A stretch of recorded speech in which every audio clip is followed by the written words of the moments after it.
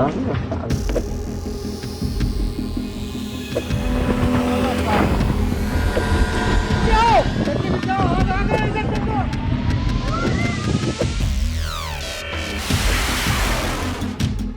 11일 홍해 바브엘만데브 해협에서 후티 반군이 화물선을 탄도미사일로 공격했습니다. 미사일 3발이 선박에 떨어지면서 불이 났고 선원 4명이 숨졌는데요. 후티는 여기서 그치지 않고 구조대가 현장에 도착하자 시간차를 두고 다시 미사일을 발사했습니다. 피격된 선박은 이집트 업체가 소유한 화물선 티아마입니다. 예멘 교통부에 따르면 모카항 남쪽 해상에 있던 티아마가 공격을 받으면서 파키스탄인 3명과 인도네시아인 1명이 숨졌습니다.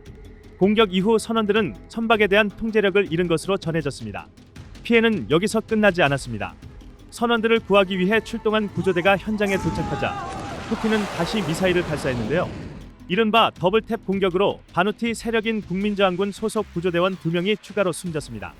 선원 7명과 해안경비대원 2명, 국민저항군 대원 1명 등 10명도 부상을 입었습니다.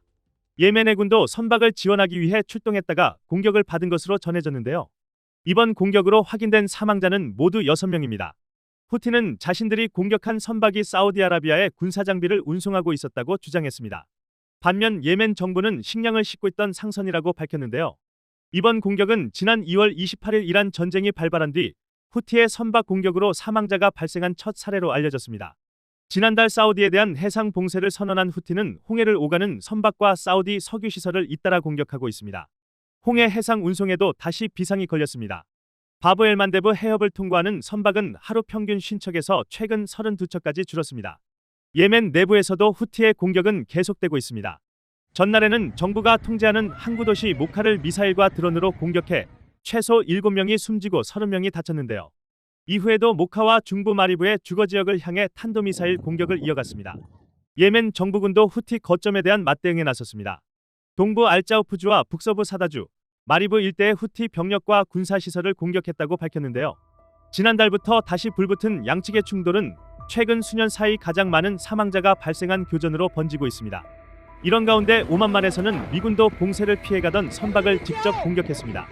미 중부사령부는 파나마 선적 벨라노바가 정지 명령을 무시하자 미군 헬리콥터가 헬파이어 미사일을 발사해 기관실을 파괴했다고 밝혔는데요.